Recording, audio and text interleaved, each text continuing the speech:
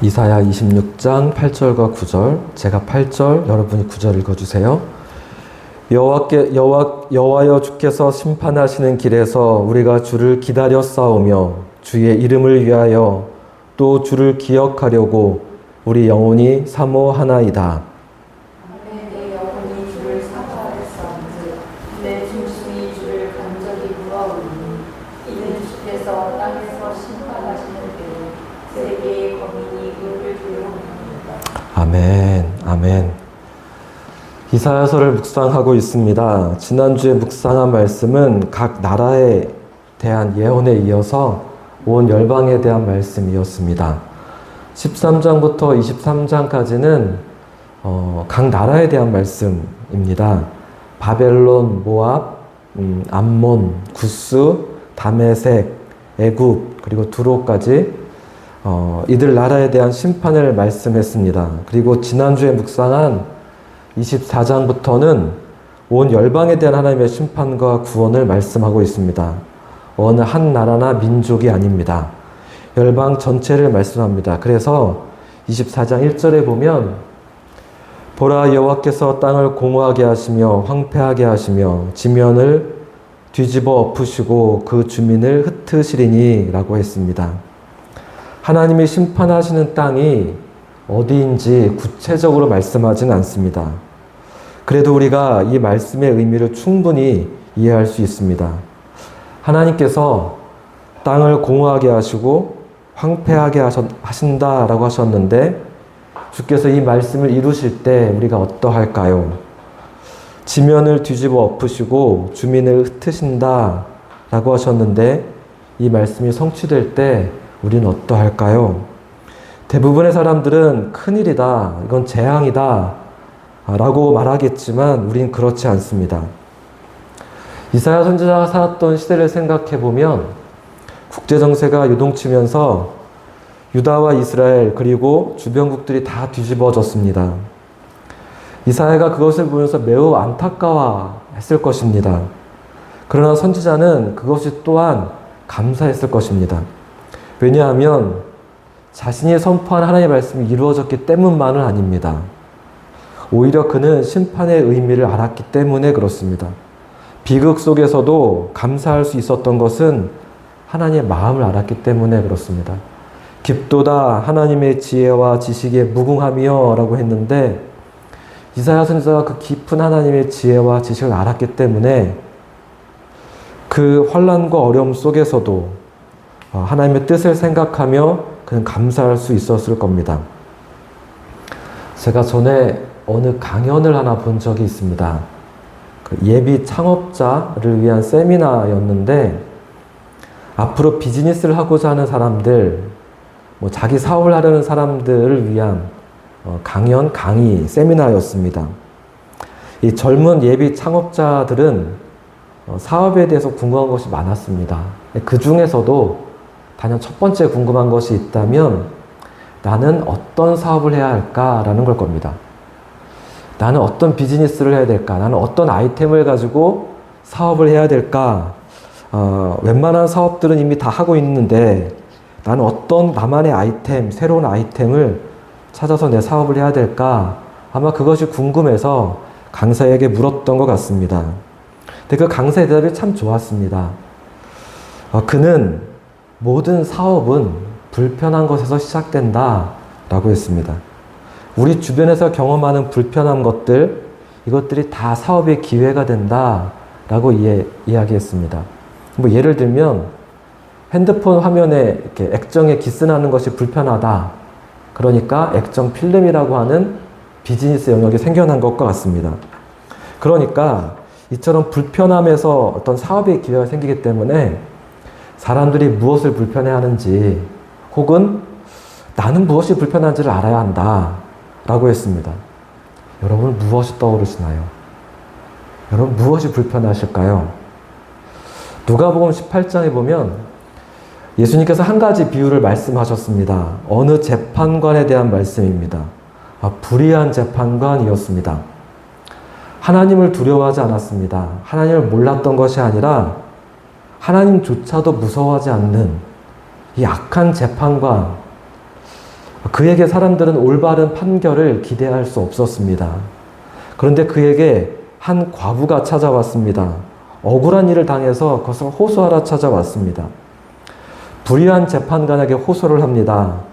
왜냐하면 이 여인은 어디도 도움을 구할 데가 없었습니다. 도움을 받을 데가 없었습니다. 그래서 불의한 재판관을 찾아왔습니다. 그렇지만 이 재판관이 그녀의 이야기를 듣지 않습니다. 이 과부는 가장 힘이 없고 또 소외된 사람이었습니다. 이러한 사람을 이용하는 것, 이러한 사람을 빼앗는 것은 사기꾼에게는 가장 손쉬운 일 중에 하나입니다. 이런 사람은 사기를 당해도 저항하지 못합니다. 그래서 가장 손쉬운 먹잇감입니다. 여인이 너무너무 억울한 일을 당했는데 구제받을 길이 없는데 이 불의한 재판관이 들어주지 않습니다. 재판관은 이 여인에게 아무런 관심이 없습니다. 계속 무시하고 들어주지 않습니다. 그런데 이 여인이 포기하지 않는 것입니다.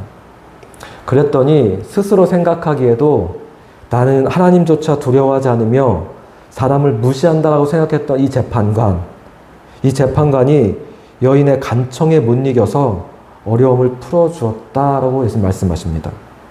그러면서 예수님은 우리의 기도가 이 여인의 호소와 같아야 한다라고 하셨습니다. 불의한 재판관에게 호소함으로써 낙심하지 않았던 여인처럼 우리가 하나님 앞에 간절히 기도해야 된다라고 하셨습니다.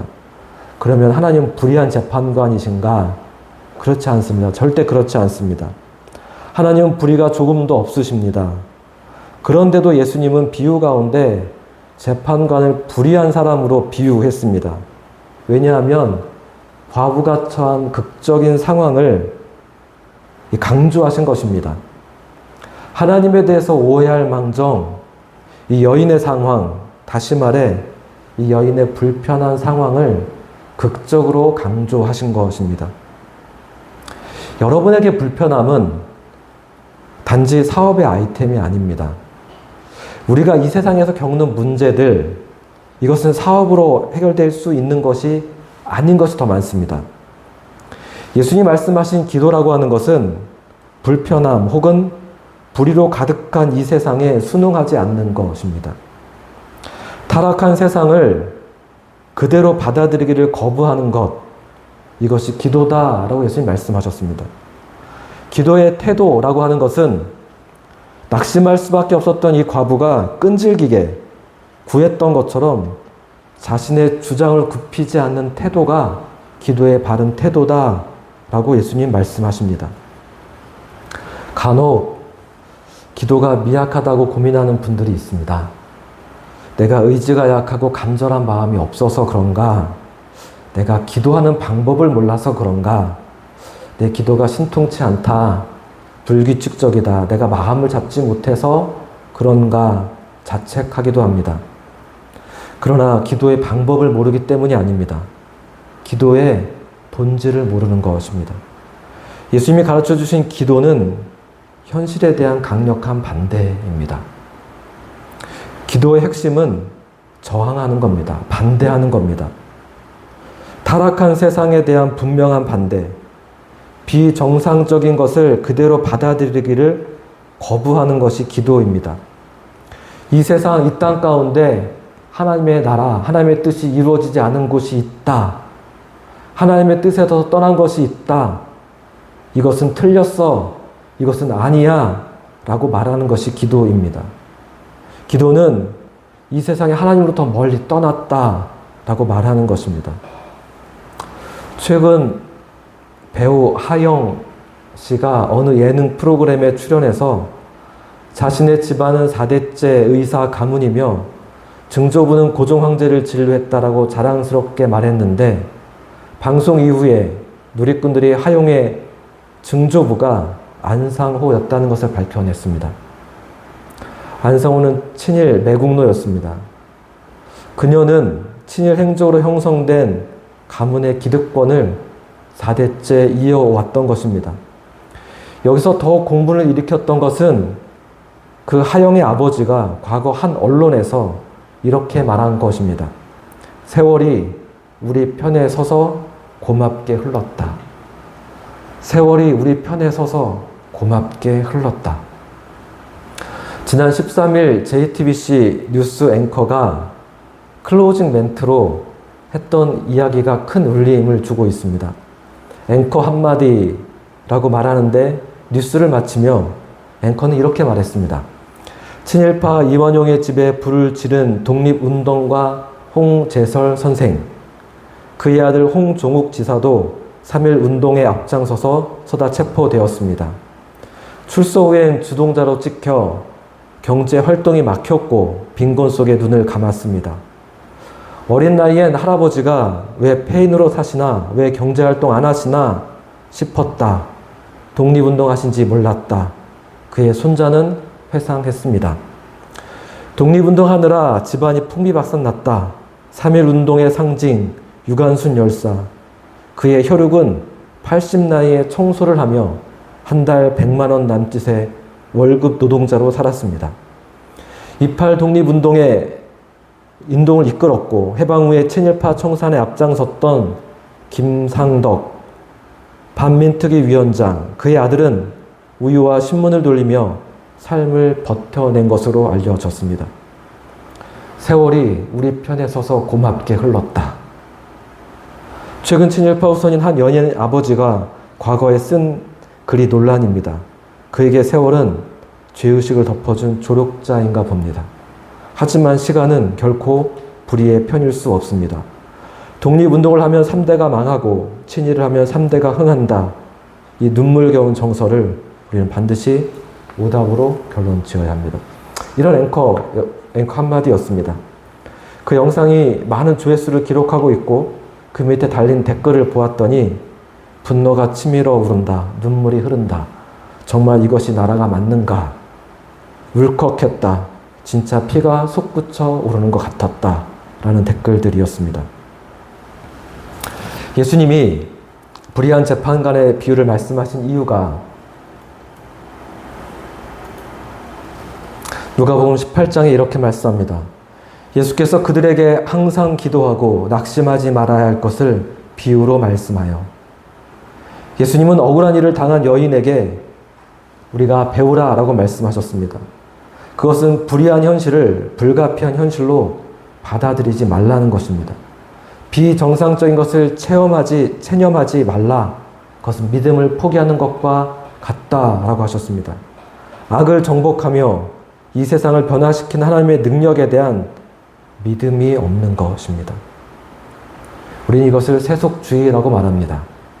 세속주의자들은 현실과 타협합니다. 그들은 현실을 반대하거나 변화시키려 하지 않습니다. 그냥 따라가려 합니다. 저는 앞서 말씀드린 강연을 떠올리면서 나는 무엇이 불편한가? 그것을 생각해 보았습니다. 처음에는 사소한 것들이 떠올랐습니다. 우리 집 앞에 갖는 그 교통신호가 불편합니다. 아, 신호체계를 왜 이렇게 만들어 놓았을까? 이걸 어떻게 바꿀 수 있을까? 초등학교 옆에 있는 인도가 굉장히 좁고 쓰레기를 많이 버려 지저분합니다. 학교 부지는 넓은데 그 부지 옆에 딱 붙어 찻길이 있고 그 부지를 조금 잘라 인도를 만들면 초등학생들이 통학하기 참 좋을 텐데 왜 저렇게 해놓았을까? 이러한 사소한 것에 대한 불편함, 생각부터 하나하나 이 불편함에 대한 생각들이 꼬리를 물기 시작했습니다. 축구협회가 불편합니다. 2011년 심판에 대한 성접대가 있었습니다. 우리나라에서 열린 국제 경기에 외국인 심판과 경기 감독관들에게 축구협회가 법인카드로 성접대를 했습니다. 가장 더러운 방법으로 승부를 조작한 것입니다. 지난 2023년 협회는 K리그에서 승부 조작에 가담했던 축구 선수들 기습적으로 사면했습니다. 한 100여 명 정도를 사면했는데 이들이 2011년에 승부 조작했던 사람들입니다. 그것이 워낙 큰 이슈가 돼서 다시 취소하긴 했지만 최근에 감독 문제라든지 이런 건 정말 일도 아니었구나. 이 카르텔에 엮여 있는 각종 비리와 부정부패는 물밑에 거대하게 가라앉아 있는 것 같습니다. 정말 심각합니다. 선관위를 생각하면 답답합니다. 가장 공정해야 될 조직이 어떻게 이렇게 무능하고 썩어 있었을까? 그동안 어떻게 이와 같은 일들을 이 나라에서 해왔을까? 지금 여당 대표를 뽑고 있습니다. 이렇게 바라보면 그들이 이야기하는 것 안에는 국민에 대한 생각은 하나도 보이지 않습니다. 어떻게 하면 권력을 잡을까? 야당의 대표도 그렇습니다. 정말 국민을 위하는 마음은 하나도 보이지 않고 어떻게 하면 자기 정치를 할까? 이런 문제들, 이런 불편함들을 생각할 때마다 거대한 벽에 부딪히는 것 같고 결국 이것이 죄의 문제구나 라고 생각되어집니다. 누군가 저에게 무엇이 불편하냐 물으시면 저는 죄가 불편하고 죄인이 불편하고 죄로 물들어버린 이 땅, 이 문제가 불편하다라고 말할 것 같습니다. 선지자 이사야의 시대는 어땠을까요? 국가에 거대한 문제가 있었습니다. 그래서 하나님 말씀하신 것입니다. 보라, 여호와께서 땅을 공허하게 하시며 황폐하게 하시며 지면을 뒤집어 엎으시고 그 주민을 흩으시리니 백성과 제사장이 같을 것이며 종과 상전이 같을 것이며 여종과 여주인이 같을 것이며 사는 자와 파는 자가 같을 것이며 빌려주는 자와 빌리는 자가 같을 것이며 이자를 받는 자와 이자를 내는 자가 같을 것이라. 땅이 온전히 공허하게 되고 온전히 황무하게 되리라. 여호와께서 이 말씀을 하셨느니라. 방법은 오직 하나님께 있습니다. 26장 8절, 오늘 우리가 읽은 말씀입니다. 여호와여 주께서 심판하시는 길에서 우리가 주를 기다려 싸우며 주의 이름을 위하여 또 주를 기억하려고 우리 영혼이 사모하나이다. 주께서 심판하시는 길에서 우리가 기다렸다. 무슨 뜻일까요? 이것을 어떻게 기다렸다라고 하는 것일까요? 주의 이름을 위하여 주를 기억하려고 우리 영혼이 사모하나이다. 주님을 간절히 기다렸다라고 말씀하고 있습니다. 이어지는 9절 말씀에 보면 밤에 내 영혼이 주를 사모하였은즉 내 중심이 주를 간절히 구하오리니 이는 주께서 땅에서 심판하시는 때에 세계의 거민이 의를 배움이니이다. 선지자는 그리고 주를 따라갔던 사람들은 하나님의 심판을 기다렸다라고 했습니다. 왜냐하면 이 땅이 어그러졌기 때문에 그렇습니다. 하나님의 뜻이 온전히 이루어지지 않고 있기 때문에 현실은 지금과 달라야 한다. 이 불의한 현실은 바뀔 수 있고 당연히 그래야 한다라고 그들은 믿었습니다. 그 믿음의 사람들은 사모함으로 간절히 하나님을 기다렸습니다. 억울한 일을 당했지만 불의한 재판관을 찾아갔던 여인처럼 우리는 하나님 앞으로 나아가야 합니다. 우리에게 이런 간절함이 있을까요? 주를 기다리며 우리의 영혼이 사모하나이다 라고 고백할 수 있을까요? 제가 새벽에 기도할 때 내가 어떤 기도를 하나 이 말씀 생각하면서 제 스스로를 돌아보았습니다. 제가 새벽에 교회를 위해서 기도하고 또 여러분 한 사람 한 사람을 위해서 기도합니다. 유모민 선교사와 또 제가 아는 분들을 위해서 기도합니다. 그런데 정말 이 땅의 문제, 내가 불편하다고 생각했던 이 불의한 카르텔, 정치와 경제의 문제들, 이런 것은 기도하지 않고 있었구나 라는 생각이 들었습니다. 기도할 때 간절함과 분노가 사라진 것 같았습니다. 잘못된 것에 대한 분노, 거짓과 속임에 대한 꾸짖음, 불의에 대한 의로운 외침이 있어야 하는데 내 스스로 그렇지 못하구나 라고 생각되었습니다. 예수님 이렇게 약속하셨습니다. 하나님이 그 밤낮 부르짖는 택하신 자들의 원한을 풀어주지 아니하시겠느냐? 저희에게 오래 참으시겠느냐? 내가 너에게 이르노니 속히 그 원한을 풀어주시리라. 이사야서를 묵상하면서 우리가 깨달아야 하는 것은 이 땅에 하나님의 나라가 이루어져야 한다라는 것입니다. 이 땅에 어그러진 것이 있다면 하나님이 의를 가르쳐 주시도록, 세계 거민이 의를 배울 수 있도록 하나님 이 땅에 일하여 주시도록 우리가 기도하고 그것을 바라보아야 한다라는 것입니다. 같이 기도하시겠습니다. 의로우신 하나님, 이 땅에 주의 나라가 이루어지기를 원합니다. 주님, 어그러지고 깨어진 세상을 바라볼 때마다 현실이 원래 그래라고 포기하지 않게 해주시고 하나님의 나라가 이루어지기 위하여 울부짖을 수 있는 의로운 분노가 있는 저희 모두가 되게 해 주옵소서. 예수 그리스도의 이름으로 간절히 기도합니다. 아멘. 아멘. 찬양하십시오.